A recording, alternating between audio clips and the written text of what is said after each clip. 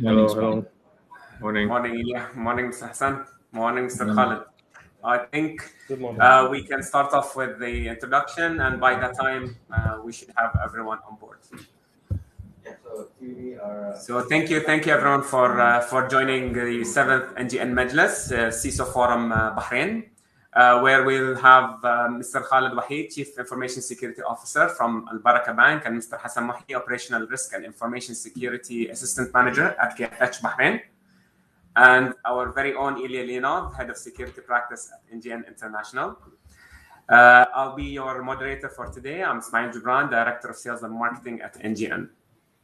So thank you for joining, everyone, especially our speakers and participants. To give you a quick overview of the initiative, then I'll hand the mic to Mr. Hassan and Mr. Khalid to give us a quick introduction too.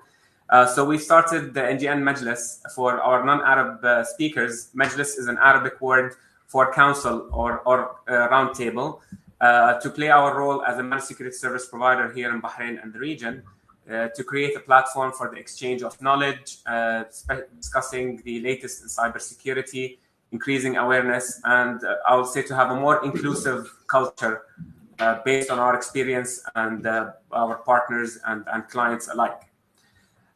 We've been very happy with the progress so far. This is our 7th Majlis, so we've been doing this for the past 7 months. Actually, this is Mr. Hassan's second participation with us on the Majlis. He was one of our first speakers. So thank you again for joining us, Mr. Hassan. I'll hand it over to you for a quick introduction. We'd love to hear from you before we head into the topics and agenda. Assalamu alaikum. Good morning, everyone. Thank you for joining us today for this event. I'll introduce myself. My name is Hassan Muhi. I'm managing the information security and business continuity in Kuwait Finance House. I've been with the bank for the past 5 years. During my working period in KFH, we have achieved a lot, especially during the pandemic and post-pandemic.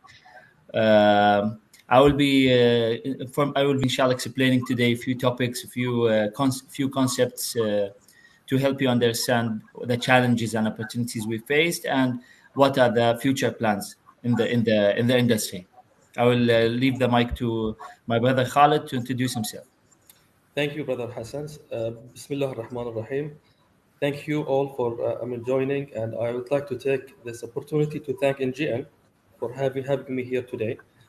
My name is Khalid Wahid. I'm the Chief Information Security Officer of Al Baraka Islamic Bank. I've been working with the bank and the group for the past five years. I have an experience of around 15 years in IT and cyber. So inshallah, I will try my best to give you the best tips in cybersecurity. So we can face the landscape that's evolving. Thank you very much. Thank you, Mr. Khalid.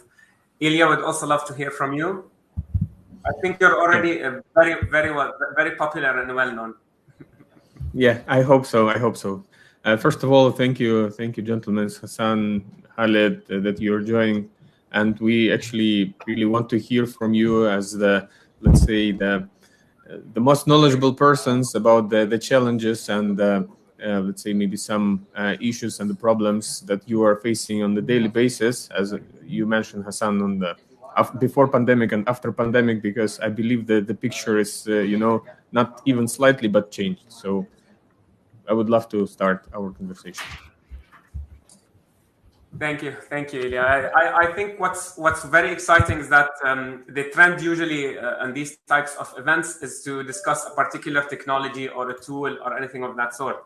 So I can speak, I believe, on behalf of the attendees and myself personally, is that we always are curious. So what are the professionals' experience? What do they have in terms of judgment, in terms of opinions, in terms of hands-on experience? So we're very excited to start off. I'll be just to go quickly through the agenda, and then we can directly head into our discussion. I would also like to mention to the audience, this is a very, I would say, inclusive platform.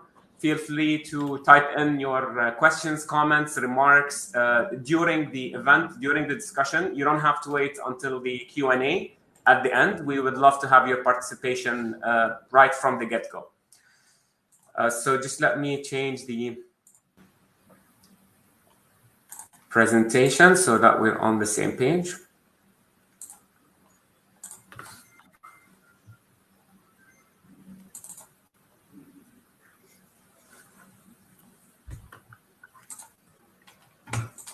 All right.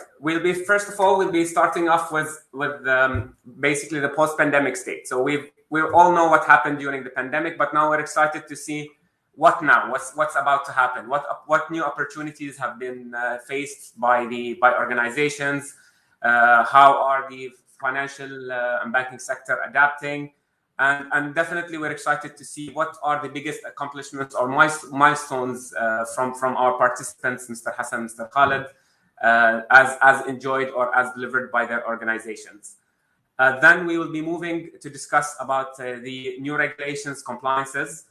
Definitely, there were some challenges faced, but at the same time, opportunities are always poised by any new regulations and any compliance requirements. And how did the organizations, I would say, adapt and adopt into their business strategy? Then we'll be moving to one of our favorite topics here at NGN, the concept of collective security and threat intelligence. So after we have an inwards look at the organizations, when we will move on to have an external look when we discuss threat intelligence and the threat landscape in Bahrain and the region, and how can we be utilizing, I would say, some technologies or tools or platforms that will help improve or foster the concept of collective security in Bahrain in particular. Then we will be discussing cybersecurity associations, groups, and collaborations, again, locally and within the region, and even have a quick chat on how we can build on that, what the professionals would like to see in the near future, what events would be of interest, and what could foster the culture of cybersecurity. And finally, since we have, I would say, highly qualified professionals with us on the panel today, we would love to hear their opinions on the qualifications, what recommendations they have for both, I would say, new joiners into the field of cybersecurity, and what they recommend in terms of training, certification, and their opinion on, I would say, certification versus hands-on experience, how to strike a balance. When we're finally moving into the Majlis chat, where we'll have the Q&A. But as I said, we don't have to wait for that. Please feel free to drop in your comments and your questions. So going back to it, first of all, we'd love to hear, I would say, a quick sum up from Mr. Khaled, Mr. Hassan. Mr. Hassan, if you can start off giving us, I would say, a recap of all the exciting events. And then you can take us on what now, what to expect, what are you working on, what do we have to be excited about? Yes, sure, Ismail. Okay, I will shock you a little bit. First of all, very important tip for you all. We are no longer security experts. We are no longer technology experts. We are no longer IT experts. You cannot survive now post-pandemic if you are only relying on technology or technical certifications. This will not work, and this will not help any organization, and it will not convince any organization to hire you. So the importance is now you need to consider yourself part of the business. Without understanding the business processes, you'll not be able to survive and support the organization. So as of now, we are doing 50% business, 50% technology and cybersecurity.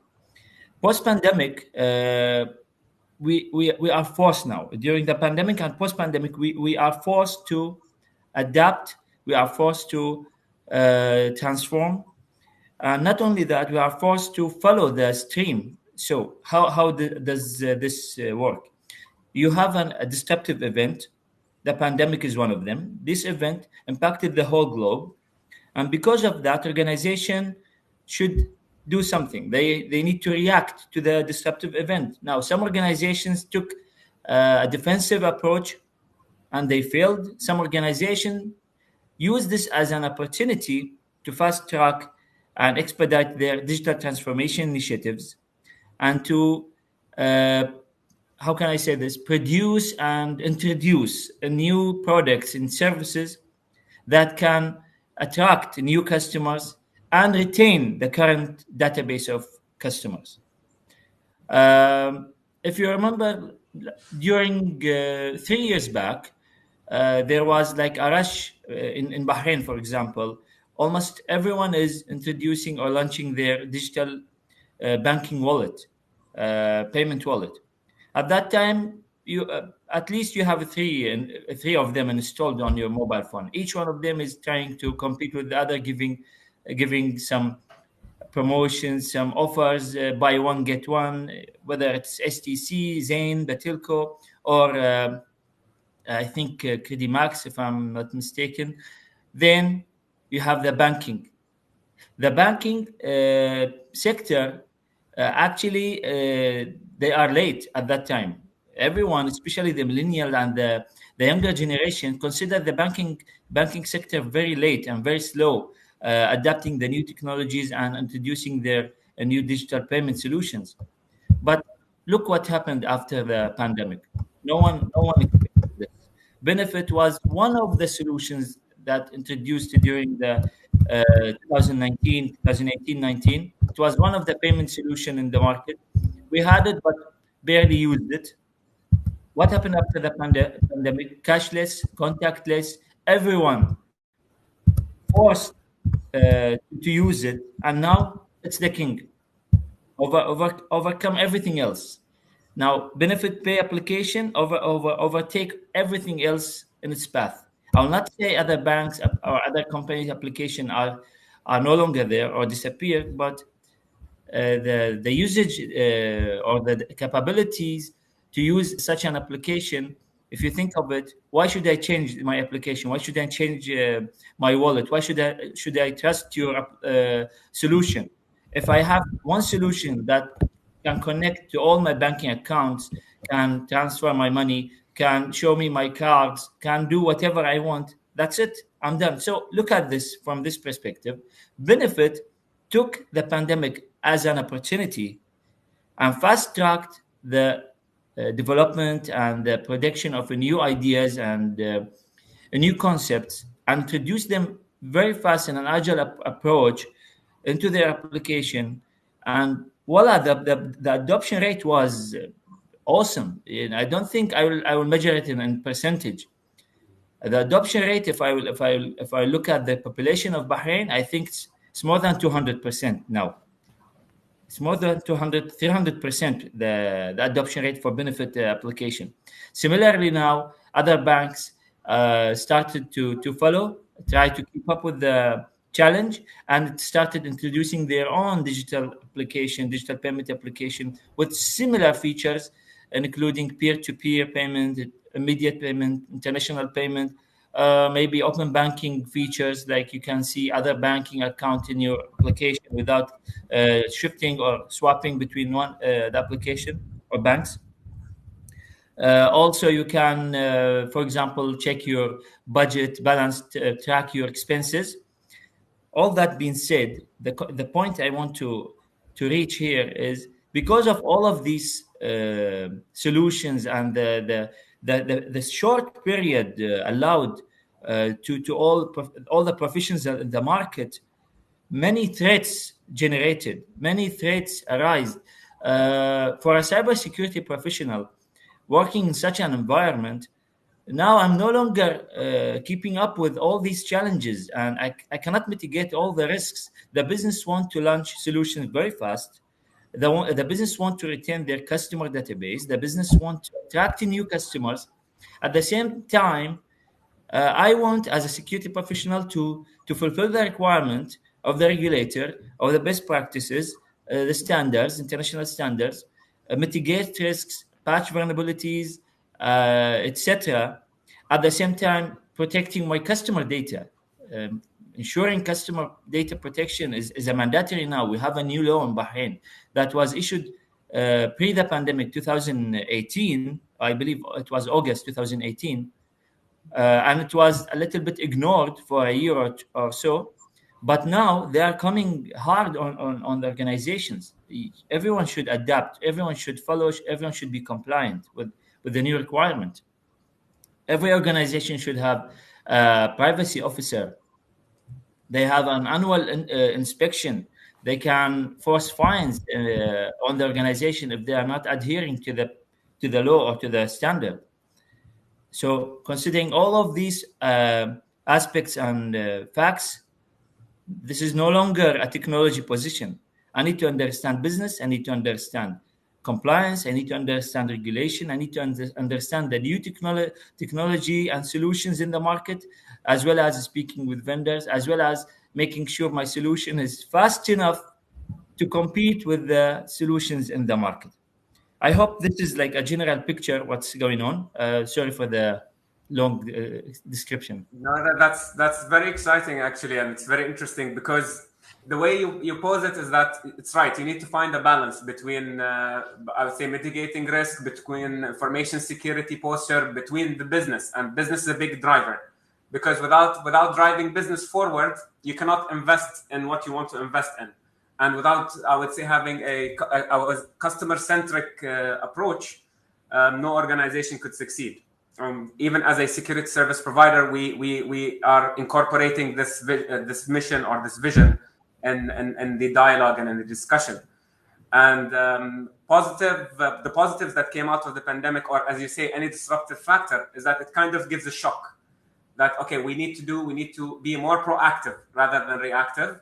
The status quo is never consistent. Things are so ever changing. And maybe this was a good, I would say, impact that we've learned that we have to be faster. We have to always innovate. But Bahrain in general, as you mentioned, Mr. Hassan, has a healthy appetite. So not just in the banking industry. If I compare it with multiple countries in the region or even worldwide in terms of the government services, for example, our electronic government here in Bahrain, I don't need to visit any government office. You can literally do all your public services from the comfort of your own office. Not only was it safer for social distancing measures, but it's also more efficient. It allows the staff to focus on the more critical tasks. So yeah, overall, there is always a positive spin to the expertise.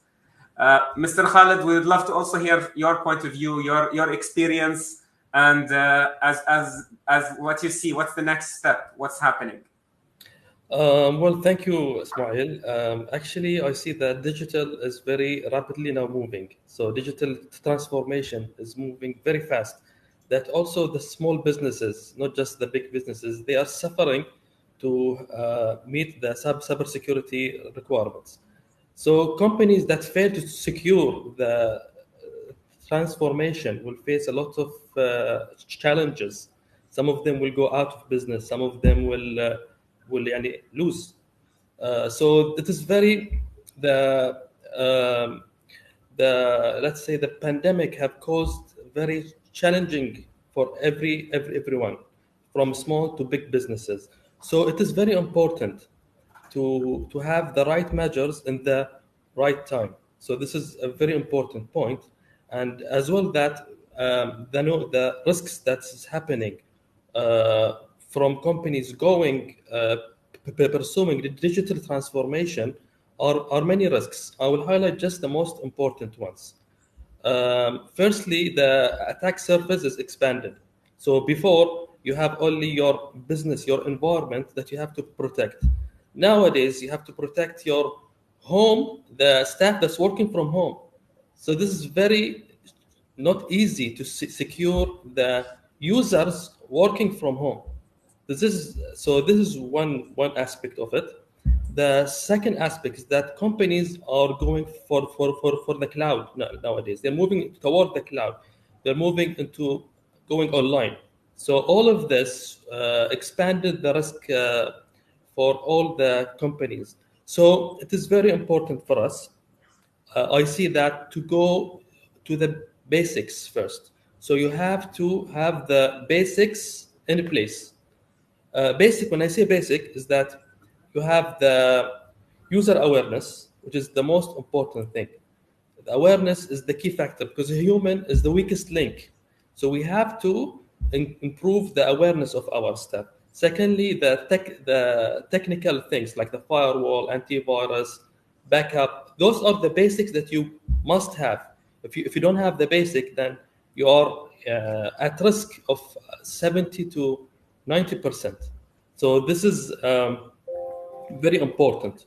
And also now, from competitive to achieve competitive advantage, you should have cybersecurity as part of embedded into your business. So, I mean, when I say your business, your strategy, your business processes, as my brother Hassan said, it should be part of your business processes. So your cybersecurity is no longer like luxury. You should have it embedded into the DNA of your business. So this is a very important point.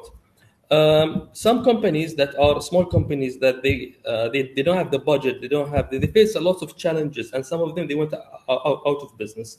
Just I'll give you a high level information. Now hackers and attackers are very happy.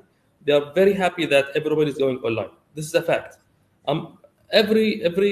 The more people are online, the more they will get money. The more they will hack people. They will steal data and do like ransom and all of those things. So we have seen increase in the last in the last year. Let's say when the pandemic starts, and rise in the phishing attacks, the emails that's coming to the users. They should be very vigilant and not to open attachments and links. We have seen a lot of ransomware attacks. So companies should focus on ransomware protection. You should have the right measures to protect yourself from ransomware. Okay, so this is very important point as well. Just for your information, according to like global statistics, there are around 100,000 COVID-19 registered domains.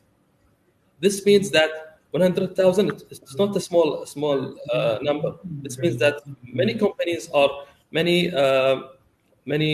hackers or threat actors are using those domains to conduct phishing attacks and trying to steal your data and money. So it's very important for us to have the right measures in the right place. So I will give you some tips just quickly, just not to take much of your time. Those tips are, if you take them with you today, you will go and you can improve your risk posture. Firstly, when you go to digital, try to use the no code or low code platform. Those platforms are less vulnerable to cyber attacks. Once you have the coding platform, you should have a lots of security reviews for the coding, a lots of things. So it's a tip that try your best to use low code platforms or no code platform. The second tip is you should follow risk-based approach. When I say risk-based approach, it means that you don't use the service or you don't go online with it unless you analyze all the risks related to cybersecurity and identify the measures to ensure the right protection measures are in place. So this is very important. You have to also increase the awareness. You have to secure your edge environment. So now you're no longer focusing on the internal environment. You should focus on securing the edge environment, which is the infrastructure, IT infrastructure facing the internet. Just to make it for you, simple. So this is very important. And you should also segment the environment. So you have an environment that is in the office and an environment at home. So you should secure both environments. So this is very important. And you should secure your data wherever it goes. So your data is the office, at home, in the cloud. You should have measures to secure your data everywhere you go. You should also adapt some practices like zero trust frameworks. This will help you that you don't trust anything and you start from the beginning to implement the practices. This is very important. And lastly, it is very important to manage the third-party risk. So the third parties are not easy to manage because not under your control. So you should have the right measures to manage the third party risks. So I find it an opportunity actually for companies that cybersecurity is now embedded in the business to the business. This will scale up the organization, and the cybersecurity will no longer be a lagging factor. It will be something that will advance the business as well. Thank you, Mr. Khalid. I think this is actually something that even you've covered now in your topic. Is that Osama Zaidan is asking one of the participants with us today. Thank you, Osama, for the question. Is that what are the most common risks associated with the distributed workforce facing here in Bahrain and the region? And I think you've covered this, right? So now you've covered the mitigation. From your experience, both Mr. Hassan, Mr. Khalid, would love to hear from you, and I'm sure Osama would also like to hear your opinion. What are the biggest challenges from the distributed workforce? I think we're all finding this work from home.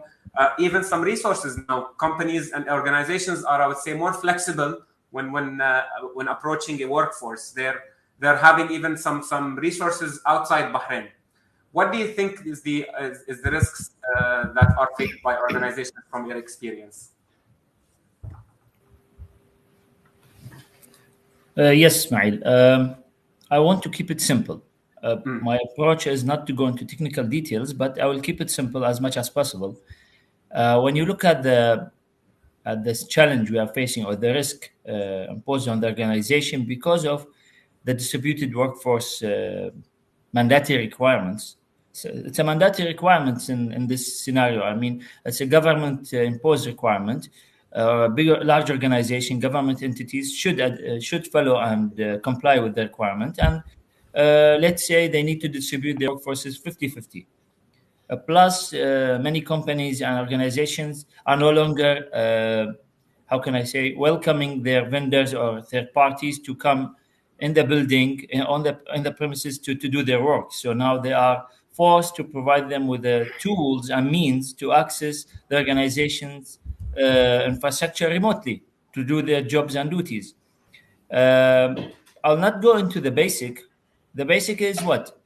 If I will just repeat, everyone knows the basic. Is to provide an account, is to provide a VPN connection, to provide, for example, two-factor authentication dongle, or maybe authenticator, or they can use their OTP on their SMS, on their mobile.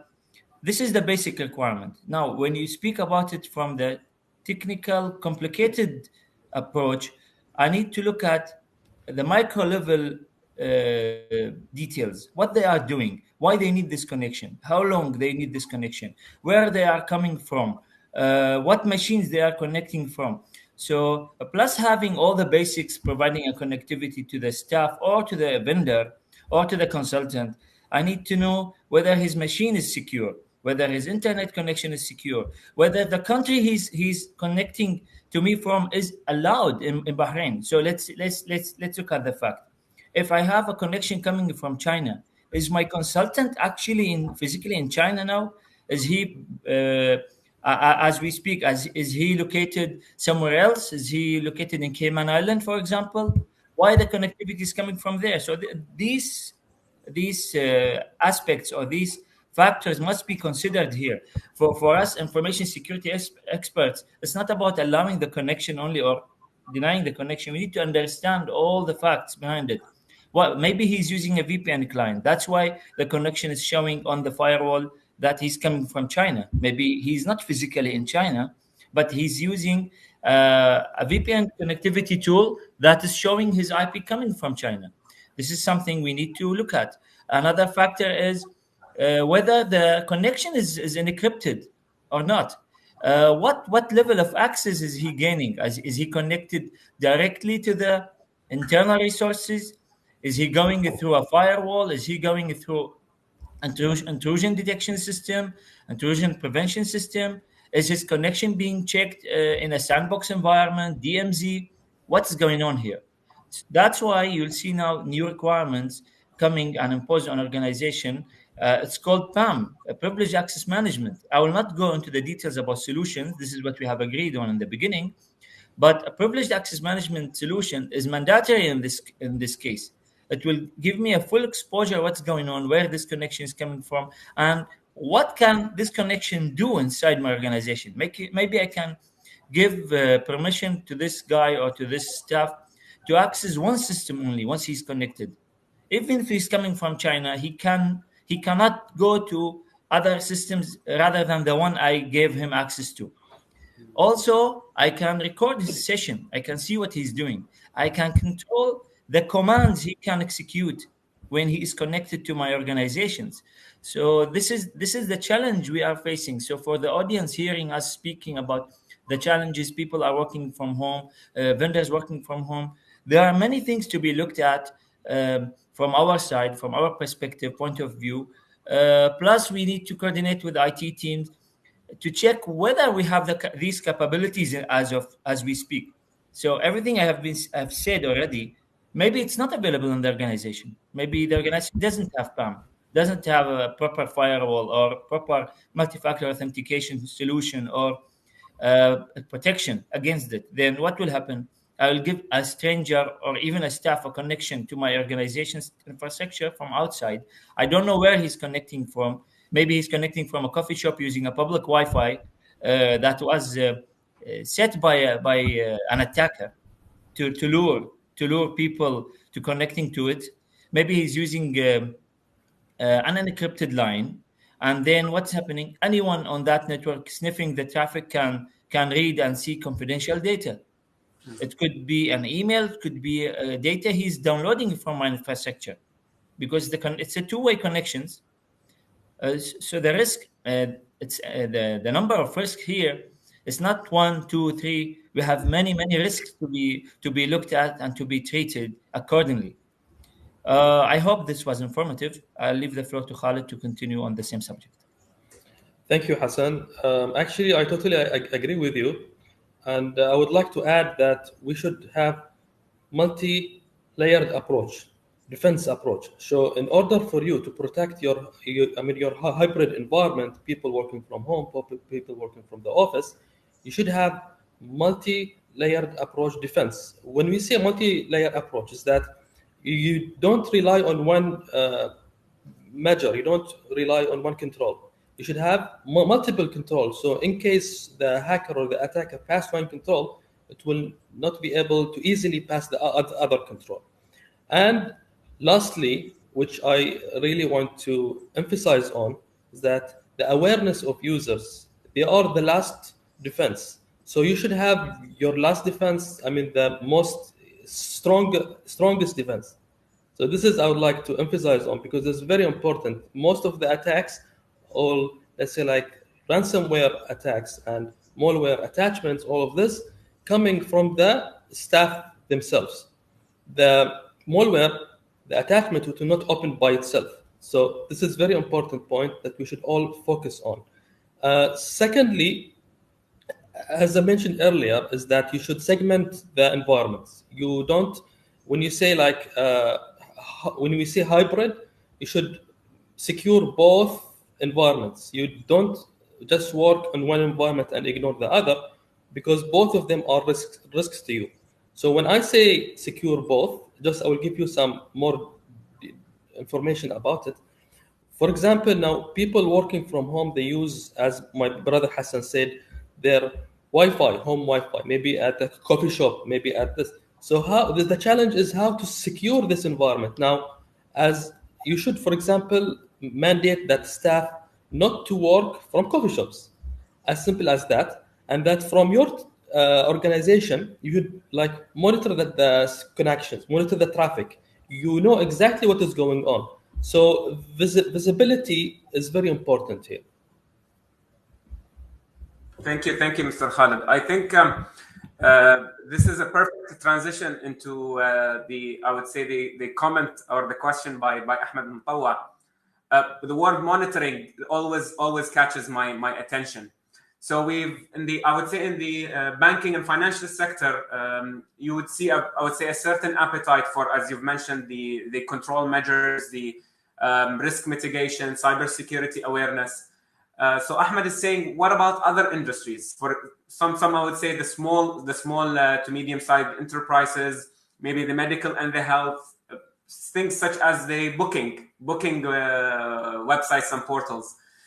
So how in these cases where there are definitely cyber and security threats, but there is not much maybe monitoring or regulation into that. I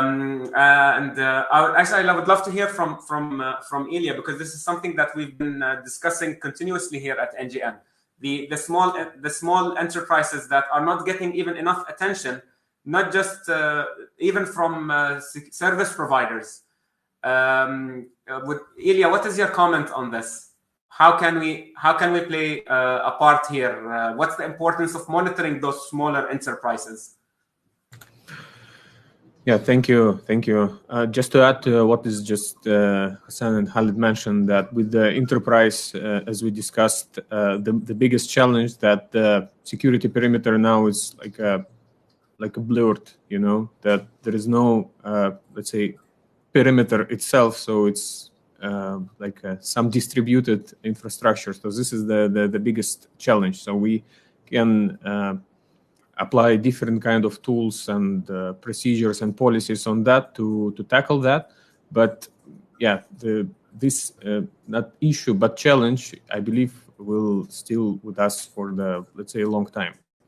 So speaking about the Ahmed's question and SMBs, it's like a bigger, I would say, issue because as we discussed, it's not regulated. There is no proper requirements how to let's say protect these small businesses, what they need to follow, how to let's say protect their environment and client data, which is the most valuable, I would say, in such services, because even some food delivery or let's say travel booking, or even the restaurants, if you remember a couple of months back, you need to put your first name, last name, CPR number, telephone number, all of the personal data that you have in the piece of paper, and God knows how they are store this data, what they're doing with this data. So this is, I mean, like a very big challenge for the whole market. And actually the only way, I believe, is just to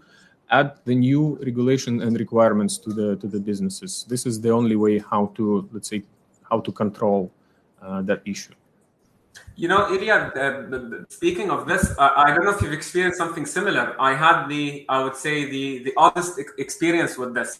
So I wake up one day, had dinner at a restaurant. The next day, I get invited into a group of 300 people with my WhatsApp number, with my details being visible to everyone in the group. So they created a mass group using our confidential information without even asking us. So this is a very valid point. This is something that needs to be tackled. But also, Ahmed, continuing to this, we as end users and as customers, I'm a strong believer of this, is that we also need to do our homework. So in the same way that an organization protects its data, us as customers or end users, we need to protect our data. Not only organizations or businesses, for example, need endpoint protection. Not only simple things such as having a password manager, putting complicated passwords, having a security system on your mobile device, on your computer at home, can also, I would say, enhance your own security. So definitely there is a responsibility on the businesses, whether they're small, medium, or large enterprises, but also you as as end users, all of us, we need to have a bit of responsibility on our own protection. I think this is a very good topic for us to tackle. What personal efforts us as end users can do. This is something interesting that we can hopefully maybe take in one of our majlises in the future. Great. So now that we know during the pandemic what is happening now, how it was a driving factor, I think this is a perfect transition when we spoke about the SMBs and regulation. So currently, there are new regulations and compliance requirements. Definitely, there were some challenges faced, but we want to know more about, I would say, opportunities that were presented from the regulation, both as professionals, both as business strategy, And I think we all want to know also in terms of, I would say, was it a fostering factor to get more support internally, perhaps? Maybe Mr. Khalid, Mr. Hassan, you come from, I would say, mature organizations, but you talk to other professionals in the market. From your point of view, was it a fostering factor when we have regulations? We're not just talking about the banking industry, but in general. How does it affect strategy? How does it affect culture internally? And how can it help, I would say, facilitate improving the security posture of an organization? Yes, thank you, Ismail. If you allow me to start. Firstly, when the CBP, the Central Bank of Bahrain, issued the new regulation 5.5, which is cybersecurity risk management. This regulation, actually, it was like light up to all organizations in terms of cybersecurity. Before, everybody was sleeping. They don't, give it much attention. But now, as this regulation emerged, companies are now waking up. They are discussing cybersecurity in the board meetings. So this thing that is as best practice, it should be an agenda of the board. Okay? But this is now being enforced. Companies, before they don't do it, okay, they don't see the importance of cybersecurity. But due to the recent incidents, due to the recent moving toward digital, this have imposed the importance of cybersecurity. So I see that, in my opinion, that the new regulation is an opportunity for the cybersecurity functions, cybersecurity team, to empower the business, let's say, to integrate the cybersecurity into the business. So it is the chance. It is our time to use this wisely. I see it as a more of an opportunity. It is brings some challenges, of course, in terms of budget, in terms of this. But now, let's be honest. Now, if we go before to our management and we tell them, for example, we want to implement a new solution in cybersecurity, it costs you around 40,000 PD, for example. They will definitely not agree to it, right? Now it is mandatory and enforced by the central bank. So this control, there is no way out of it. We should have it. Okay, so this have also brings the opportunity to improve the banking sector, all the health industries, all the industries now they are having those they are emerge with the regulation to emerge in terms of cyber security. So I see it something very positive for the organizations, something very important that we leverage on and use to empower the business. That's 100% right. Thank you, Mr. Khalid. So it was a very fostering, I would say, initiative. So there's always an opportunity. Mr. Hassan, from I would say, a business strategy point of view, and I would say inclusion internally from a strategy perspective, what can you tell us? Perfect. I will not repeat what my colleague Khalid said about the cybersecurity regulation. I believe everyone is aware of the new regulation imposed on financial sector and financial institutions. But I will speak in general about the benefits of having regulation and what could this regulation bring to the country in general. So I'll go back in time. Bahrain was known for being a regulation-friendly country. It was known for being well regulated, and they are always up to the standard, in line with international regulatory requirement and regulatory authors. They say they are in line with the UK, they are in line with the US, they are in line with Europe. Let's look 10 years back, 2010, 2011. What happened?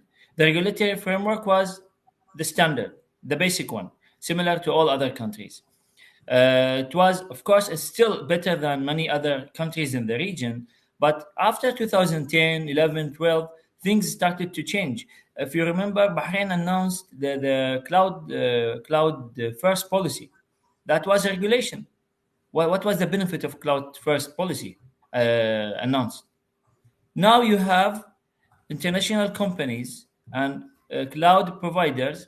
They have an investment opportunity in this region, and they can see Bahrain as a friendly country, well regulated, to come and invest here in Bahrain and to start offering their services. Benefit number two, organizations like financial sector, like public sector, like any other private sector, now they are able to use and utilize the cloud services without worrying about the risk of leaking their confidential data outside or transferring the confidential data outside the country. If I have the cloud provider based here in my country, I'm no longer worried about it. I can justify this to my business. With all that, what is happening? What next?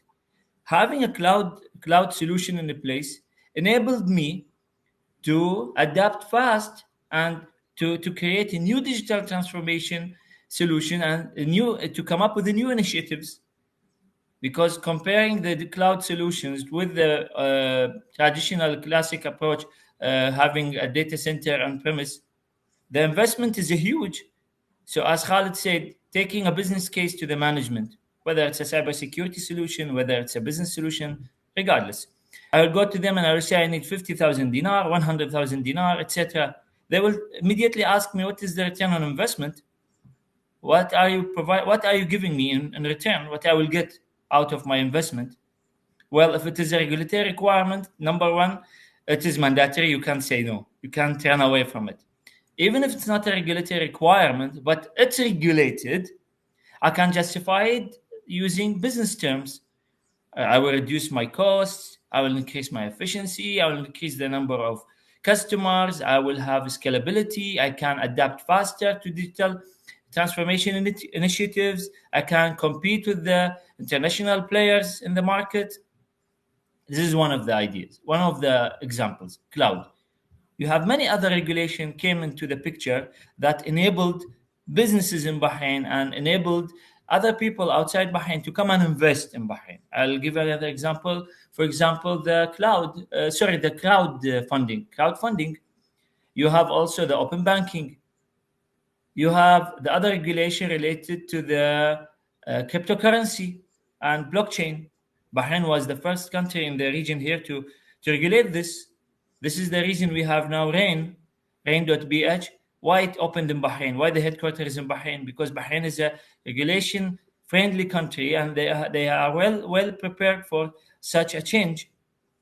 You have the fintech bay, fintech hub. You have the regulatory sandbox.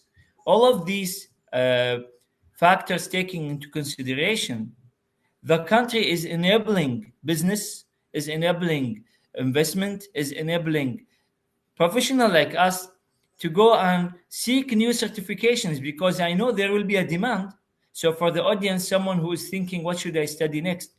Is it cybersecurity? Is it cloud? Why should I do this? Again, he needs to look at the investment, the time he is going to spend on this learning journey, the money he's going to invest in it, what return he should expect. If the country is adopting cloud, then most probably he will find a job faster, because everyone needs cloud professionals. If the country is well adopting cybersecurity regulation, then he will be also in demand. Now another sector is booming. Training sector is now booming. So if you look at it, what I'm trying to show here, it's like I have many dots, and I'm connecting these dots because of regulations. You can connect all these dots, and you will have a very strong economy, a well-built, experienced workforce, plus a very, a great potential for international investment in your country. So money is no longer going out of the country, it's coming in. I hope this was informative.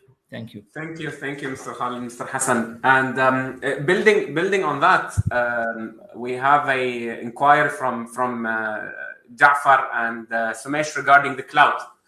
So,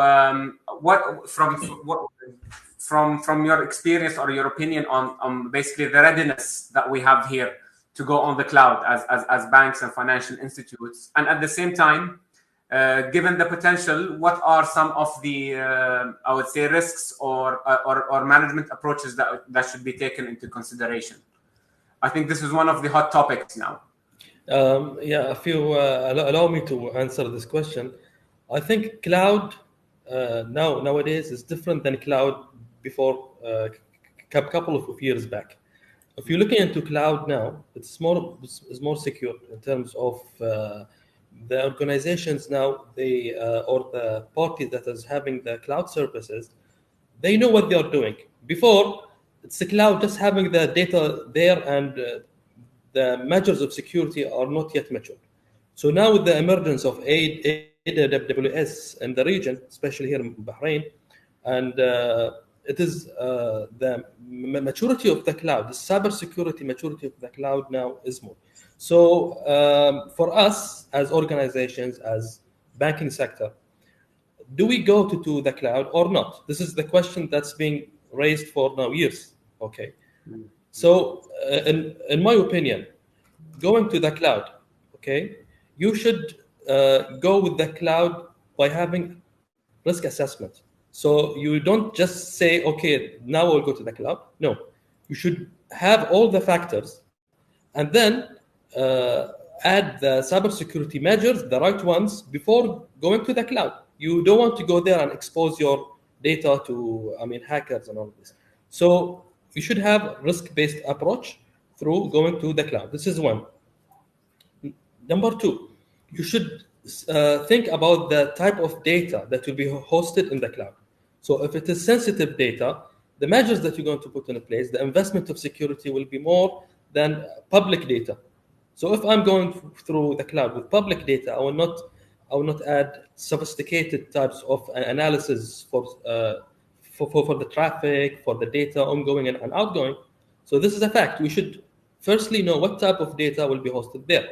Then we should think about the importance of the service. So for example, as a bank, if we are hosting our mobile banking in the cloud, it will be different than hosting our website that is only with like static HTML data, right or wrong. So you should have different measures in the different, it depends on the type of service. So this is a very important point. The second point is that you should always don't rely on the cloud provider that say, okay, I will shift the risk to the cloud, the security risk to the cloud, the service provider. No, you should do your due diligence. You should ensure that you are fulfilling your requirement. You should know what is your responsibilities, what is the cloud provider responsibilities. Once you identify this, you will have the holistic, let's say the bigger picture of whether it is feasible for us to go to the cloud or not. That's great. Yeah, I think, Mr. Khalid, this is a very important point, is that there's this misperception that once I go to the cloud, my security is no longer my responsibility. Thank you for that. Mr. Hassan also would love to hear your opinion on the topic. Yes. Now, this is all started in-house before going outside. So Khalid said you need to look at the data you are transferring outside before thinking what measures to apply on these data.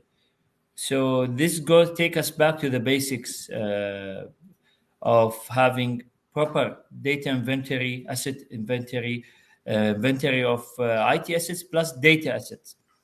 So if you don't know if you don't know what data you are holding inside the organization, what types of systems you are running, you will not be able to protect them. You need to classify the information you have in the organization, classify the data, then you need to find the right measure, the right treatment for those risks identified. And in some cases, you will have to transfer the risk and trust that your provider will will do his job properly. And in some other risk, you will have to buy an insurance. In some cases, you need to take exceptions from the top management to keep the risk, because you cannot eliminate the risk.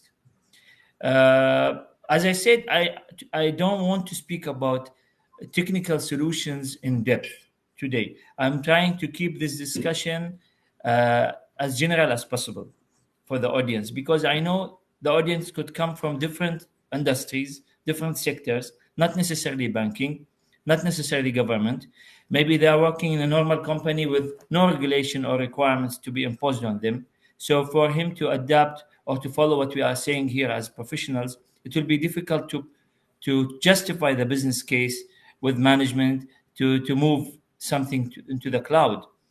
In the end, it should be connected. It should be a proper written business case with all the details, with all the benefits, the budget requirement, the expected return on investment, the possible risk scenarios, and the impact of those risks if they are exploited or actually happened in reality. What are the risk measures we took? What we will achieve if we go into the cloud or stay on premise in-house? What we will achieve if we get the solution like off the shelf ready, or develop it in-house if we have a development team? All of these aspects to be considered, and in the end, the answer will be different between an organization and another, one sector and another. This is the basic answer that I have. Thank you, Mr. Hassan. Actually, as a systems integrator, as an SI here, we get this question also. I would say you've covered the security, you've covered the business, but also in terms of services availability, you need to make sure you have a very planned, structured approach of going into the cloud, regardless whether you're in the banking or any other industry. So if you're planning, for example, to start moving to the cloud and gradually migrating your applications, by 2023, it's 2021 now, it's too late to start the planning. You need to be already planned for 1-2 years in advance. I hope we were able to cover and touch on that. And as Mr. Hassan said, we are not going to go into the technicals. However, you can always reach us after the Majlis. If you have any specific questions, you can address myself or Irian will connect you to Mr. Hassan or Mr. Khalid, who will be more than happy, I would say, to take you up on a one-on-one conversation. So we've covered now in terms of strategy, in terms of regulation and compliance. We can move to the next topic, threat intelligence, which is I would say something that is very important to us. Ilya, can you, before we talk to Mr. Hassan, Mr. Khalid about the threat landscape, about the collective security, can you just give us a very brief intro on what is the concept of collective security and threat intelligence? Yeah, sure. I will just give a simple example how the other, let's say, countries in Europe, in US, they're doing this collective security approach. So they also have the regulators, let's say, in the financial industry. And this regulator is like a foothold for the other organizations to collect the information about the incidents, indicators of compromise. And these regulators create like a data feed for the other organizations. So it's like a platform on the regulator level, which is sharing the let's say, information about the identified issues, identified breaches, attacks, and so on and so forth, within all the players on the market. So, and again, as the example, we can see that in the Europe and other countries, it helps to eliminate completely all the let's say, security incidents in the, for example, financial industry. So this concept of collective security, I believe it should be applied not only for the particular industry, but on the, I would say, country level, but for that we need to implement some ideas of the critical infrastructure to determine what is the critical, what is not critical, how to, let's say, work with this data, what kind of data should be shared. But again, by the end of the day, still the organizations, they are in charge of their own security. So nobody will, let's say, monitor you and like provide you the guidance or incident response or like anything. So this is your problem. But what let's say we can do, what the government can do, is to establish this process and help to everyone on the market. Thank you for the intro, Ilya. Mr. Khaled, we've discussed this, I would say, a couple of days ago. So what role, from your experience, did threat intelligence help in building a better understanding of both the local and the regional threat landscape? Oh, this topic is very nice. Let's say it's very important. It's very nice. It's very, let's say, strategic. It's very everything. Threat intelligence, it's like having the knowledge. Okay, so knowledge is power. When you have the knowledge, you will have the power, and then you will be able to protect your organization. I always believe in this. So when you have more information, when you have more knowledge, when you know what is going on around the world, you'll be able to proactively protect your environment. So as cybersecurity experts, you should always read the news, read what's going on. Go after the news. Don't wait for them to come to you. So go to the websites, to the news that's related to cybersecurity. Have this as something part of your life. Okay, this is the only way. There is no other way. Okay, to ensure being proactive to protect your environment. This is one. Okay, so just for the sake of the audience, I want to just quickly explain how high-level business perspective what is cybersecurity threat intelligence. Threat intelligence is about knowing when an attack or an expected attack is going to happen. Okay, so you are when you know this information, you can take measures, you can implement technical measures or even strategic measure to proactively protect yourself from this threat. So this is very important. So speaking of this as a bigger picture, we have in Bahrain, we have the CERT team, which is the cybersecurity national center, which is they are doing this job for the government sector. They identify the threat intelligence information and they share it with the government and other private entities to secure themselves. So they are trying to help you, but you should always help yourself in this because this is very important. I will share with you just a couple of tips that if you focus on them in terms of threat intelligence, you'll be able to manage this cybersecurity risk from this perspective. First of all, you should expand your threat intelligence sources. So you should not have just one source. Don't rely on just one source. Expand your sources. This is number one. Then it is important for you to rely or to, use the fastest provider of cybersecurity threat intelligence information. Don't go for the slow ones. Don't see that how you can measure this. If, for example, there is an attack infected bank A, B, and C, and then the threat intelligence information it comes to you. This is too late. You're already exposed. So you see the ones that proactively, ahead in time, they identified those threats. This is very important. The last tip that I would like to give the audience is that to avoid reactive sources. When I say reactive sources, is that some companies, they give you information after the fact, after these companies are breached. So there's no, the benefit or the value of the threat intelligence will be so minimal. You cannot, this.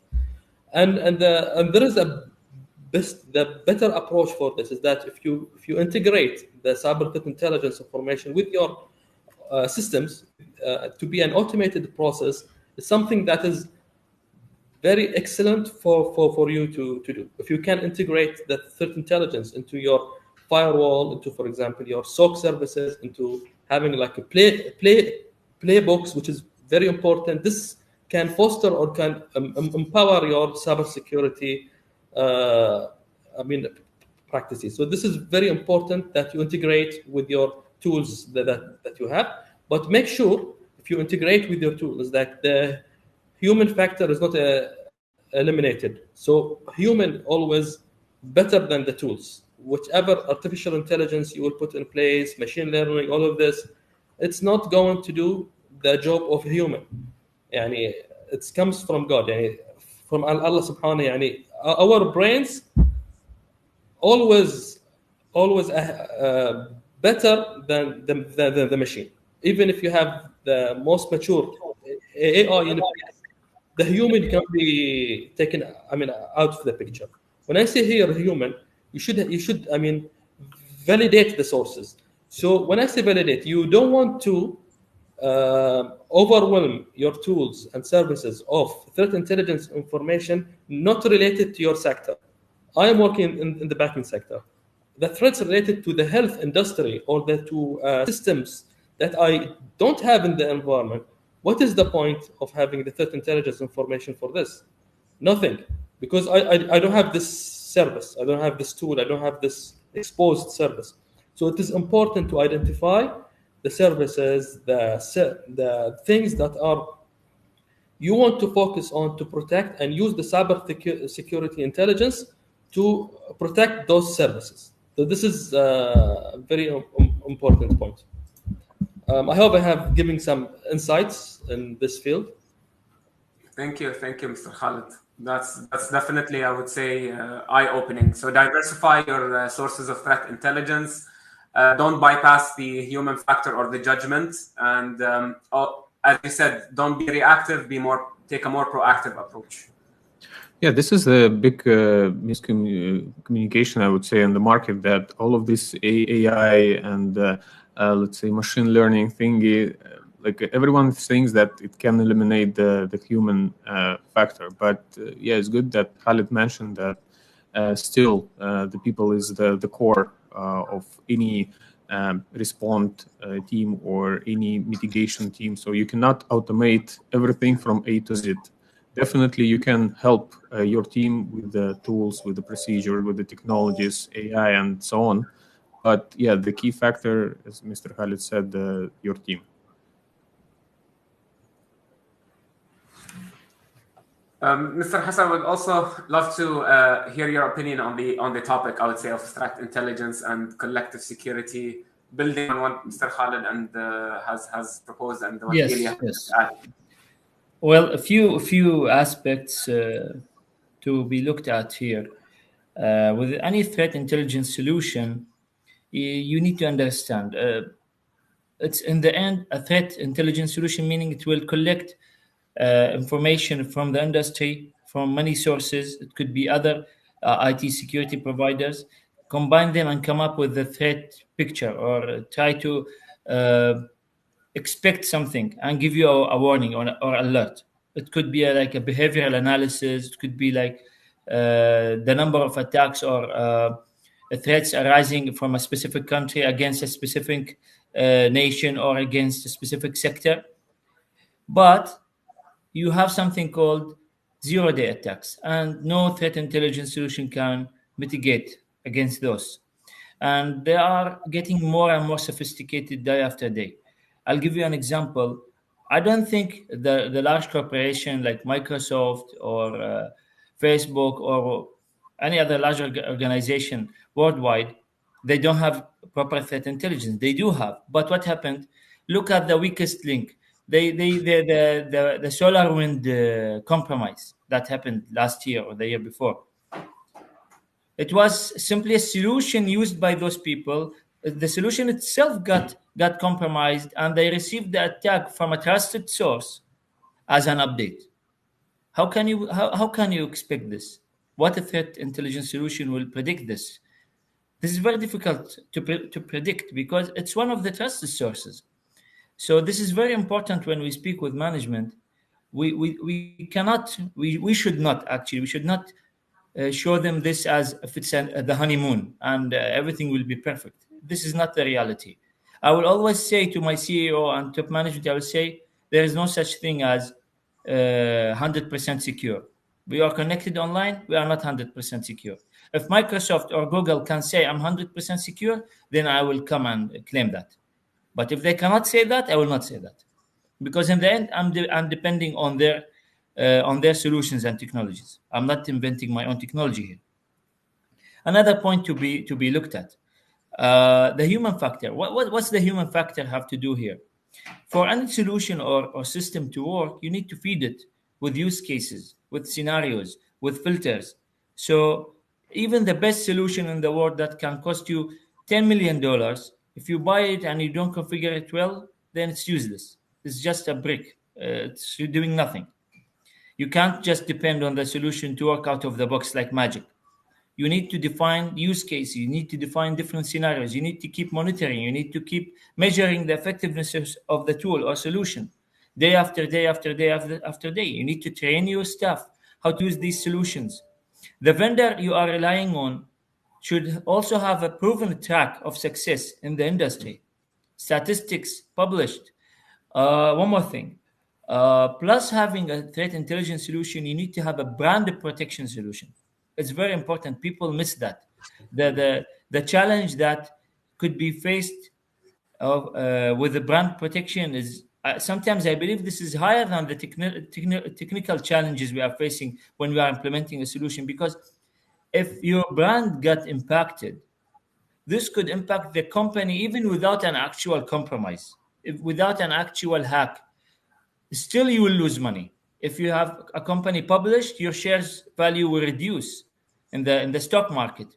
Why? Because simply a group of attackers, a group of or forum, they can create a campaign against you, not necessarily trying to hack you, but they can publish fake news saying you've been hacked. So if 1,000 people said organization X got hacked, and they show fake evidence that their accounts got hacked, people will believe that.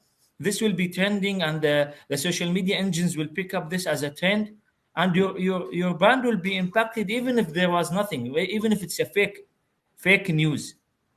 It could be one of the aspects you need to look at. So what threat intelligence can predict this without having proper deep web, dark web protection monitoring, proper brand monitoring, proper social media monitoring, detecting fake social media accounts pretending to be you immediately as soon as they are live, before they can publish fake news or lure people to connect to them or follow them.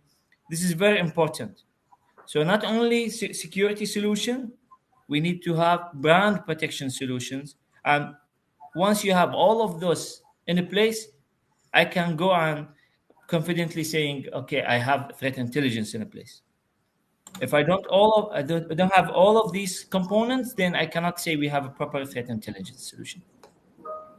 Thank you, Mr. Hassan. That's a very important point. Basically, it's threat intelligence is not one thing; it's multiple things. Ilya, I think you can go on for hours on brand protection. Yeah. When Mr. Hassan said brand protection.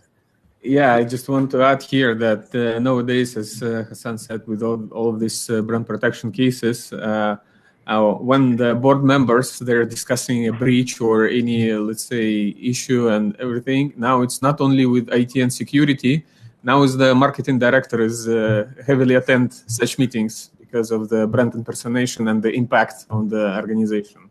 So we have more people to, working on the security incidents now. True.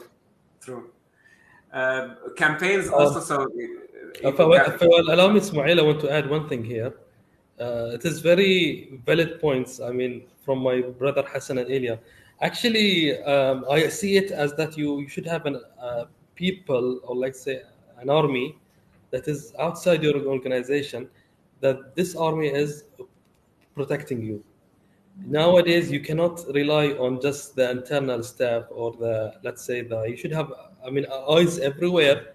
This is the only way that you can ensure that you are proactively, protecting yourself. It's like going into a war, and there are some the hackers or the attackers. Let's just imagine this: the hackers or the attackers, they come with a red shirt, okay, to attack you, and they attack you from everywhere, from the internet, from the network level, attacking your people, attacking your everything, your services. So those people wearing the red shirts are attacking you. So you should have people wearing blue. They counter these attacks, right or not? If you don't have the defense, the people, the army that can protect you, then you are at big risk because they are attacking you and you're doing nothing. So you should have this. I mean, the brand protection service, people working for ensuring that the assets exposed to the internet, the fake domains that is sent to your similar to your domains are being monitored. You see, those attackers are attacking you, and you're not doing anything. Eventually, you'll be exposed. So I always see it as a battle between the hackers and the blue team. I just wanted to highlight this. True. And the I would say the hacking or the fraudulent they're becoming organizations. So they have like same structure as any other organization. They have CEOs, CFOs, they have operations managers, and they're extremely organized. They have even the law department. Yeah. Yes, and they have bill platform, so they know every day how much they have taken money, how much they got every day. So they have platform just to monitor how much they are. What is their? I mean, like hacking statistics that's going on. Yeah, they have return on investment targets, commissions. Yeah, they also have salespeople. If you go there, it's like, but not. I mean, not like you. You are not. You are a safe sale people, but sales person. But there are some sales outside that are very. I'm an ethical bad salesman. intention. Yeah, with bad intentions. Yeah. I'm an ethical salesman, Mr. Khalid. Yeah, you know that sometimes in LinkedIn, I receive messages from people. They are telling me we have hacking as a service. So do you want to achieve competitive advantage? We will attack this organization. It is, you have, the payment is very easy. It's like based on bandwidth and traffic, based on the type of attack. The more you pay, the more sophisticated the attack will be. As we can see, all the world moving to the service model, not only the big guys.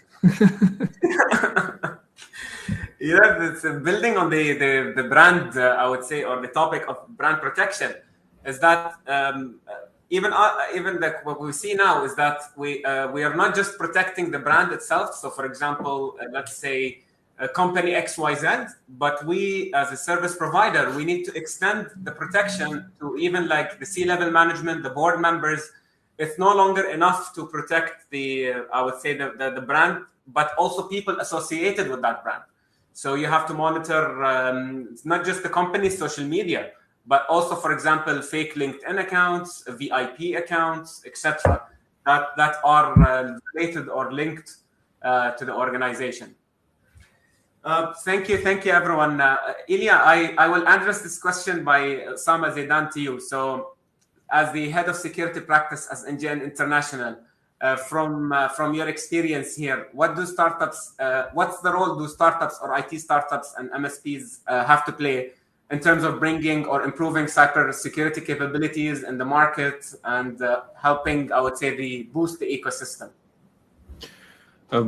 I will not give any advices here, but I see that the startups and the small companies, actually, some of them have really brilliant, I would say, solutions and services. So definitely, even we are, as the managed security service provider, we are actively working with such companies and always trying to improve the quality of the service delivery and so on. So yeah, I believe that it's very important to support such companies and work closely with them, because, as I mentioned, some of the solutions, they're really like brilliant. So yeah. Thank you. Thank you. Great. I think now we can move to the next topic. So cybersecurity associations, groups, collaboration platforms. What initiatives or what I would say groups exist locally, and what do we hope to see in the future? How can we increase the collaboration, or what does the ecosystem or the community look like? As insiders, Mr. Khalid, Mr. Hassan. I can see this now moving. I mean, good in terms of linking organizations together, especially in the banking sector. But we see a big gap in the other industries like the health industry, like the telecommunication industry. There is, I believe that there is a gap here, that associations and companies, they should work together to secure the environments. So I think there is a gap here, especially for the small businesses. I personally did not see any regulation or something to mandate cybersecurity on small businesses. So we have a big gap here. So I think it is very important, especially that with the emergence of the digital technologies, it is very critical that small organizations, all industries, they should collaborate, not even in Bahrain, even across the world, through GCC, other big countries. Unless this, link is missing, we'll always be at risk. So it's very important that we, in industries, they work together to ensure that, to ensure knowledge is being, across, those industries. So this is very important.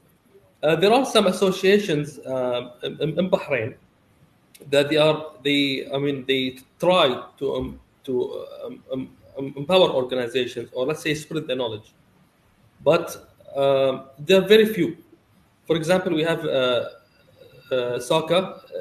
SACA is well known. They do some events here in Bahrain, and they are sharing some knowledge information. But still, we need some other associations that they are focused on specific businesses. So this is very important. I see it as something that it will come in the future. Now with the central bank, now the issue regulations, other regulations should be also proactive and issue those things. So I think this is very important to have the in the coming future. Thank you, Mr. Khalid. Yes, Ismail. Thank you, Khalid. Mr. Hassan, there are no secret societies for cybersecurity professionals that we don't know about? Secrets, huh? No, I don't think there are secrets, but I think, well, let me say it this way. I don't think the organizations will come up and organize themselves. They will come up out of nothing, out of thin air, and come and introduce professionals to join them. In the end, someone should initiate this. Somebody, some entity should initiate this collaboration. And if it is up to me, I will say you guys have a major responsibility here. People like NGN, people like security vendors should collaborate, should gather. This today is one of the examples. This is a collaboration. We are sharing knowledge between experts and audience and a vendor. This is a very good collaboration, but you don't need to rely on international chapters or collaboration, like, for example, ASACA or IC Square or PMI, or regardless, or not specific name. Or why should I rely on them if I have a proper collaboration here in the country, managed and organized by a local reputed vendor, and they are bringing me the experts from many other countries, from many other organizations worldwide, and they are creating sessions like this. This will add value. But still, on the personal level, each person should be connected. And now I spoke from vendor perspective, on like a general view of the idea. On the personal level, you can't force anyone to be connected.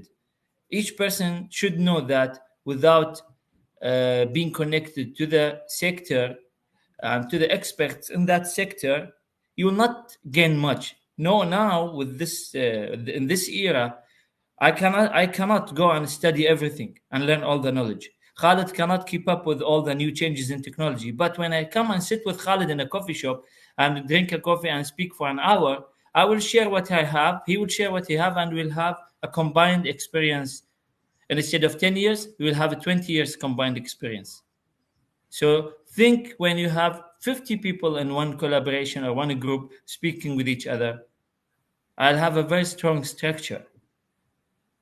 This is my vision for the future, and I hope you guys take this on your shoulders and put it as an initiative in the country. I don't want to rely on the government to give me insights like cybersecurity, threat intelligence agency, or like CERT or any other organization. I need vendors also to pay back to the community. And let's be honest, those vendors, even NGN, they cannot survive and stay in the market without us, the experts in the field, and without the clients. So you need to give back to the community, at least by sharing information, sharing insights, creating, let's say, email groups, newsletters, something like that. This is just an idea. It's a must. Like, for example, recently, Amazon, I think 2 days ago, Amazon made all the certification free of charge. Correct me, Khalid. I think Amazon announced all their certification material free of charge. You can go and buy them for $0. This is something you can add. You can, for example, share intelligence with the clients, share intelligence with community, not only potential customers, also the masses, the people. Like, for example, create a SMS campaign to increase the level of awareness in the country in general. Share news about the new threats, about the new attacks in the country, and create a YouTube channel where you go and publish some free lectures. This is just an idea, and this will be repeated. If it is repeated by all large vendors in the country, imagine the level of maturity we'll achieve here in Bahrain and maybe in the region itself. Thank you, Mr. Hassan. You're absolutely right. This is the only way I would say is we take this responsibility, I would say, very seriously. There is the beauty, I would say, of cybersecurity is that it is not mutually exclusive; it's inclusive, right? So the more we collaborate, both as service providers, as vendors, as customers, we don't exist in isolation. So the more we have these conversations, these types of collaborations, the share of the knowledge transfer and the threat intelligence definitely will become stronger and will grow together. So thank you for that. Now, building on, I would say, the platforms such as, for example, the one we're having today on NGN Majlis, and since we talked a little bit about training and certification, I think this is something that everyone would love to hear more about. What I would say certification, training tracks, or exposure to the industry would you recommend to both, I would say, mature specialists in the field and also more junior people who are looking to enter the field of cybersecurity? In terms of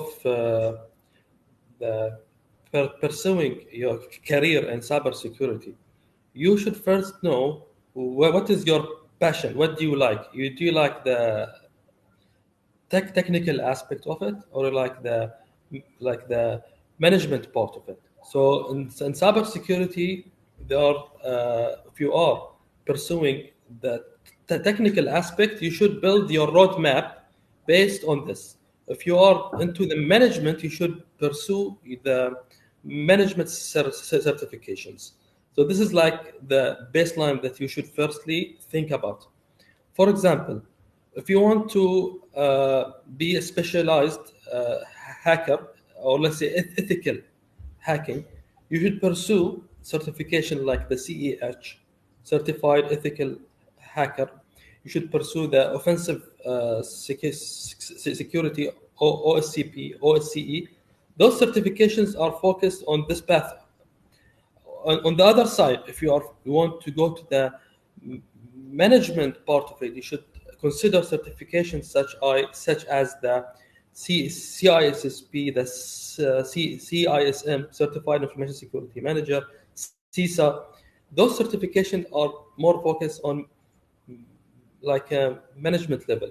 I don't believe that someone should pursue both, because you want to be a specialist. You don't want to be weak in one of the areas. Okay, so to empower yourself to be more value, like have more value in the field that companies will come and hire you, you should be a specialist, right? Either in technical or in management.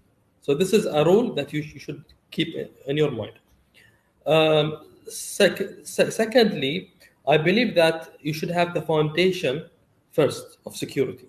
So you cannot, go into, let's say, in the sea. If you go into the sea, you cannot dive into the deep sea immediately. You should go to the beach, and then you can go forward, and then you can dive into the deep sea. So here is the same. You should build your foundation first.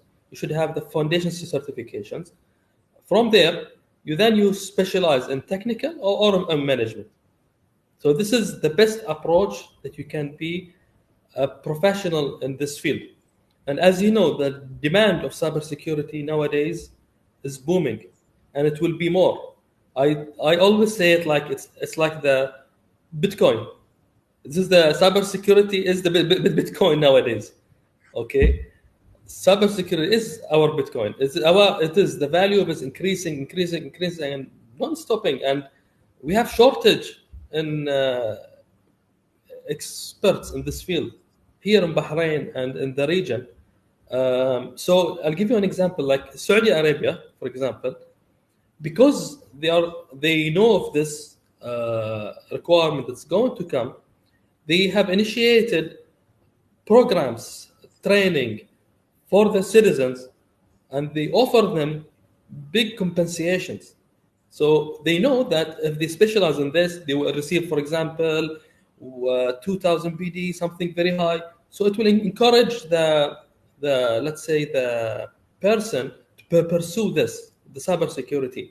And this is resulted in Saudi Arabia being one of the first top in cybersecurity in the world. So if you check now Saudi is different than Saudi before. Saudi, they think, they don't know anything. No. This now is different. Saudis they have experts in cybersecurity. Just visit LinkedIn. Just type cybersecurity. Most of them are from Saudi, because they have attracted their citizens to pursue this. Important topic, and they know that it is the future. And the country cannot evolve. It cannot reach to be better than other countries unless they secure their journey. They cannot, they go digital. They cannot go and have digital platform and services without having this as an integral part of it. So I see this is a very, very important aspect. Thank you, Mr. Khalid. Mr. Hassan, are you with us? You have a visitor. Yes, I have a technical issue since the morning on my work PC, and my colleague Imad is fixing it. Yes, I will add to what Khalid said. Okay, I will not go in the end. He speak about Saudi Arabia. The compensation is higher. We cannot speak politics here. Okay, let's go to the basics. For anyone from the audience trying to seek a career in information security, as I said in the beginning, if you recall, it's no longer a technical position. It's no longer a technical job. Being in information security, still I need people to support me fix technical issues, because half of my work is business as of now. Half of my work is regulation, is compliance, is risk management. It's no longer technical, in-depth, hands-on. You have many different fields in cybersecurity and information security. A person who seeks to be a pen tester, he needs to start from the basic, understanding networking, understanding operating systems, understanding protocols. A person who seeks to be a project manager and then a business analyst, he need to understand the basics of IT, not necessarily technical details. So someone who want to manage the cloud for their organization, it's a different path. But if you will ask me, always start from the bottom, take the basics, understand the operating systems, networking, then jump into servers, jump into Linux. Linux is very important if you want to reach the top, because all the data centers, most of the data centers, the operating system is based on Linux, not Windows. And many people who seek a career in IT, they get shocked when they get hired in an organization, then they realize they are not familiar with Linux. Then in ethical hacking, also, if you are seeking a career in cybersecurity, most of the tools available in the market is also based on Unix and Linux. This is very important to be mentioned. Also, you need to understand the concept of virtualization. This is a very important concept. You need to understand the concept of clusters, the concept of intrusion, the concept of firewalls, the next generation firewalls. All of these concepts must be understood by any person looking or seeking a career in information security. And then you need to combine all of these informations together to have a role as a CISO, or to have a role as a cybersecurity expert in one of the organization or consultant. And even then, with all the information you have, you can't call yourself a consultant if you don't know how to audit, if you don't know how to write a report, if you don't know how to communicate with the top management, if you don't know how to create a security dashboard, if you don't know how to create a KPI or KRI, key performance indicator, key risk indicator. If you cannot do all of this, then everything you know in the past will be useless, because in the end, technical people are in the background, behind the scenes. Nobody sees them. But when you are in the security field, you will be speaking with top management, you will be speaking with auditors, and you'll be speaking with business units. And you need to show what you are doing and show the value.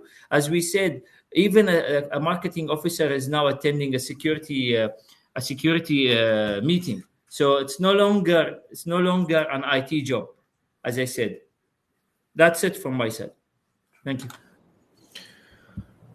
Yeah, just I would like to add here to Hassan's and Khalid's ideas that regarding the passion. So I'm always saying that the threat actor or hacker who is breaching your organization usually have 0 certificates. So first of all, as Khalid properly mentioned, that you need to understand your passion. So what is let's say encourage you, what is brings you joy, so, and then invest into this field. So from our side as MSSP here, and how we are trying to add value in solving this challenge of the resources shortage, we have the internship programs where we try to help to understand and find this passion into the, let's say, guys or ladies who are looking for their path in the cybersecurity. So we can introduce them both to the technical point of view, to the management, compliance, audit, everything. So yeah, this is I believe a good initiative, but from the individual point of view, as I said, you need to determine what is your passion, what is the important for you. I would like to add here, thank you, Brother Ilya and Hassan. I would like to add that now there is a big shortage in cybersecurity field, especially here in Bahrain. As you have noticed recently, Bahrain is also spending a lot and doing a lot of efforts to bring up the maturity of cybersecurity. They have initiated the National Cybersecurity Center, which is part of Ministry of Interior. The banking regulation that come up, TRA are also now working toward this. So we have a lot of opportunities, and there is a big shortage. I'm telling you today, not a level. Let's say from each level, for all the levels in the field of cybersecurity, there is a big shortage. So anybody can shine. So this is very good time, very good opportunity for you to invest in yourself in cybersecurity. This is, I mean, an important message that I want to share with our brothers and I will add one last point, Khalid. It's very important to raise this also in the community and between the people. When we say everybody can shine, you need to be compensated for your efforts. Now, looking at the statistics, startups and new companies is being established now are paying more compared to large organizations. They are more aware of the importance of this role, of the cybersecurity role. They are more aware of the importance of having a person who understands business as well as ensure that my organization is in compliance with regulatory requirements, as well as knows how to speak with vendors and speaks with IT teams. So for people who are listening to us, we need also to increase the awareness and we bring this into the management and organizational attention. You want to attract people, you want people to seek a path in information security. It's not cheap. It's not going to be cheap for them. The certifications is very expensive. The training is very expensive. I believe it's the most expensive path, Khalid, to seek. The information security is the most expensive path. The minimum you will pay for a reputed certification like CISO, CISM, CISSP is $3,000 including the training and the certification or the exam fees. This is not a cheap amount, especially if you are a fresh graduate. You will not take this money from your family. You want to build on your own career and future.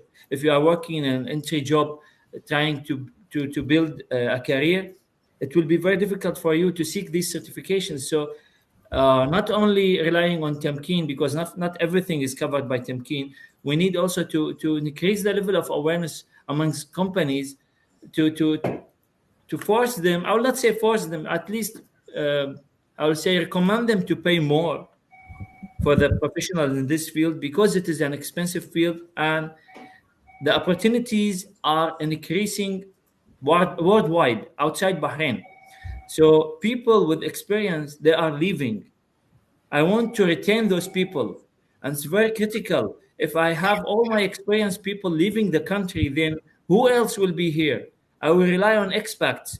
And in many cases, expats, they come with fake degrees, fake certificates. And it is being increasing recently. I will not specify any country or nationality, but this is an increasing risk. You don't know the person you are hiring, whether he's good or not. Not like maintaining local expertise like Saudi Arabia, what they are doing. So I want to build this. It's a complete cycle. It's not like one aspect. It's not like only I want to go speak, make life look like honey for everyone to hear. This is the best field. You need to know what you are going to invest and what you should expect in return on your investment. In the end, it is building a career for you to have a living, right? To create a family. This is the ultimate goal. Plus adding value to the organization and to the company or to the country itself. I hope this add to the point you mentioned, Khalid.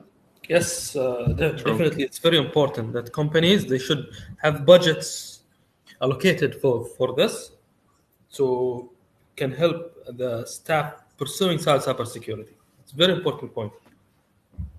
Absolutely, absolutely. And just to build on that, to build on the same, I would say, premise here is that cybersecurity is not a job 8 to 4. It's a 24/7 job. So True. if your company closes doors, your cybersecurity team is awake. We have a joke here in the office is that incidents only occur on Friday or on Eid. Yes, because hackers knows that no one in the company. So I receive most of the incidents and alerts. For example, when I'm with my friends, Friday evening, or with my family on Saturday, this is when I receive alerts from my SOC team. And guess what? You need to go and inform management. You need to go and attend a meeting for 1 or 2 hours with executives to introduce the issue, to explain the issue and find out a solution. So if you are expecting people to be available for you 24/7, you need to also to compensate them for that.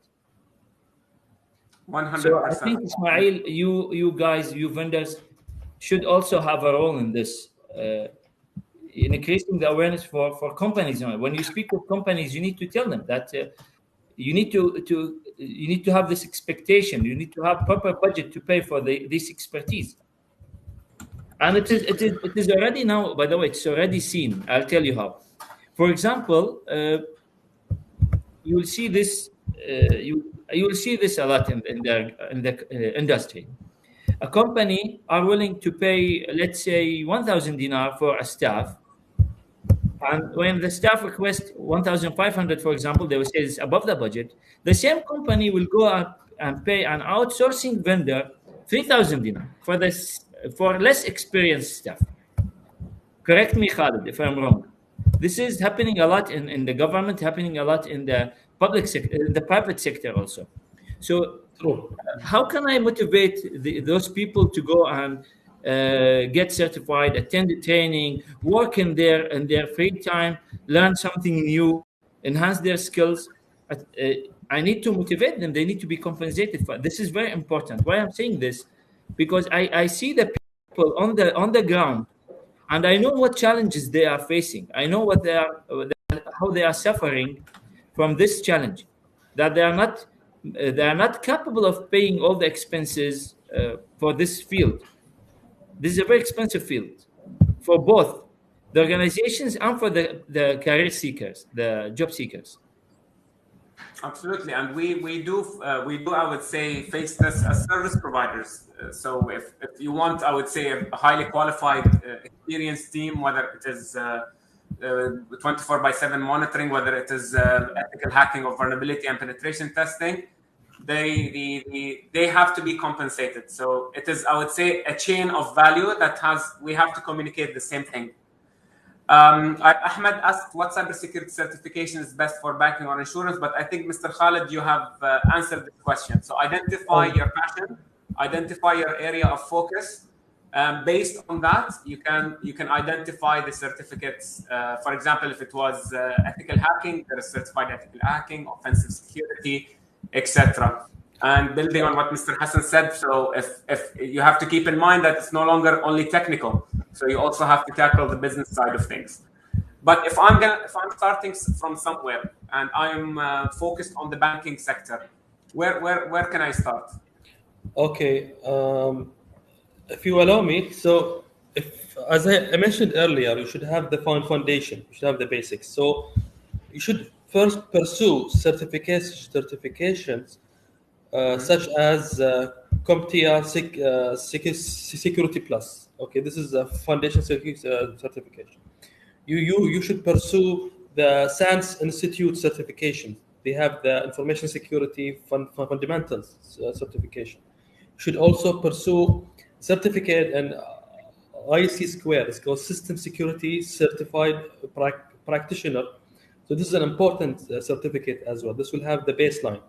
And then you can move to another level, which is the CISSP. If you have the CISSP, you will be like, your value will reach from 20% to 150% a jump. Okay, this certificate is not easy to achieve, as well as it's very important to have. So those are the certificates that I would recommend in the banking and the insurance and industries. Thank you, everyone. And by the way, coming back to I would say, having a dialogue, having a conversation, never shy away, because a lot of the information is available and it doesn't cost a thing. Talk to training centers. Talk to, for example, here at NGN, we have our sister company, NGN Training Center. If you give a call, we'll be more than happy to assist. As I said, information is readily available. Just you have to put the effort. You have to approach the right people, and you'd be surprised how, I would say, collaborative such institutes are and such professionals as Mr. Hassan and Mr. Khalid are. So I don't want to take more of your time. I want to thank you again, Mr. Hassan, Mr. Khalid, for your participation, for the attendees also for keeping it collaborative, for asking the questions, and for, I would say, being a very important part of our discussion today. If you'd like, would you like to add anything else before we sign off? I think I can add one last point. Instead of focusing on the certificate name, as Khalid said, finding the passion, how to translate finding the passion into technical term. To translate finding a passion into in the cybersecurity field, meaning finding the knowledge domain that you are going to focus on. So you need to understand the path, the domain of knowledge that you are going to be experiencing. Once you know the domain of knowledge, you can select the certificates related to this domain of knowledge, whether you are trying to be a SOC analyst or a pen tester or a consultant or an auditor or a manager. It depends. So you need to understand the difference between a certificate and a domain of knowledge. Each certificate, some of the certificates cover 2-3 domains of knowledge. Some certificates like CISP covers 5 or 6 domain of knowledge. So this is very important to know. It's not about the certificate name, it's about the domain of knowledge we are trying to be experienced in. So in some cases, you cannot achieve a broad experience or knowledge without taking 2-3 certifications or maybe more. Now, of course, for us, we've been in the field for more than 15 years. So I started from the ground level, from the basics, from ICDL, on top of my college degree. But I cannot say the same to everyone, because every person has his own challenge or her own challenges. Now, one last point to mention, and I've said that before in my previous in the previous Majlis session when I attended with you guys, we have less ladies in the field of information technology. So we have a lack of ladies in this field. It's very important. So everyone speaks about women empowerment.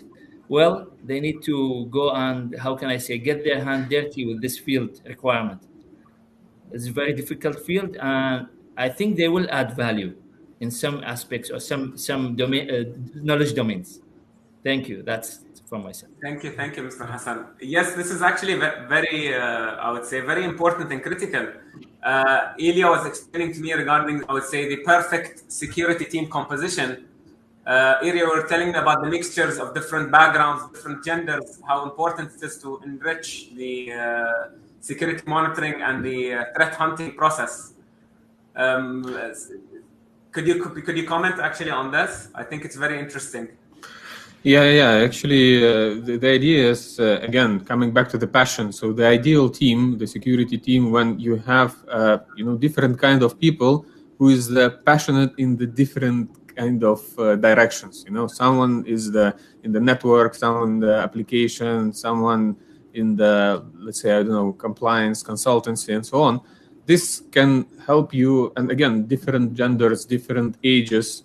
This will help you to create a really concrete and solid team, which are, will not only add value to your clients, but internally they will share the expertise, experience, some situations. So it will bring their level, each of the team member, to the very high point, I would say.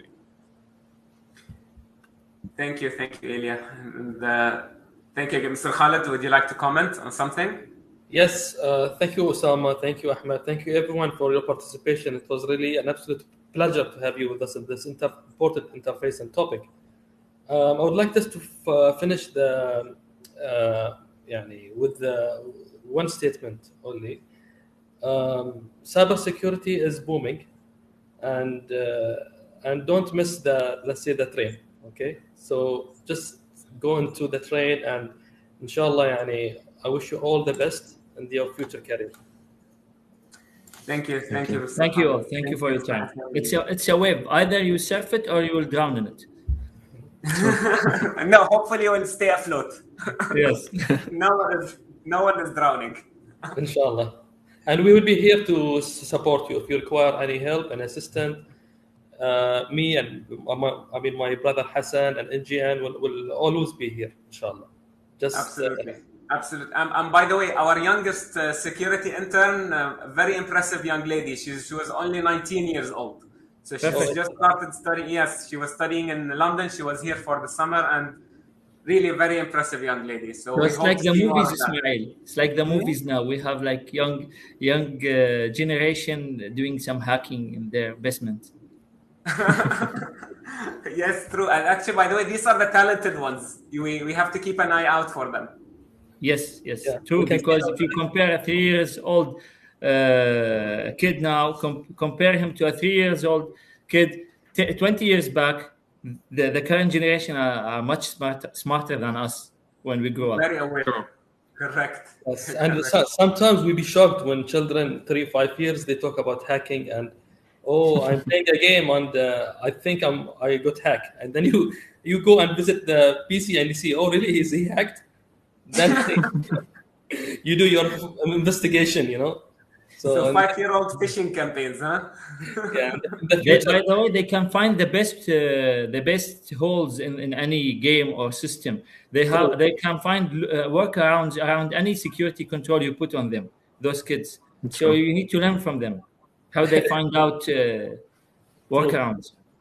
Correct. Like bypassing the parental control on an Android phone, by simply loading into safe mode. Guess what? This my son did it. He was bypassing my controls on him. You should bring him into into one of our majlises where we discuss children's safety and kid control on the internet. Inshallah. Thank you all. Thank you for your time. Thank you, Ismail. Thank you, Ilya. This was a pleasure. Let's keep it going this way. And I hope this passion and energy stays the same with you guys in NGN. So continue the good work and keep it up. My regards to your CEO. Thank you. Thank you. Only go stronger together. We'll see you. Thank you. Definitely keep in touch. Thank you guys. Thank you, Ahmed. Thank you, everyone. Thank you.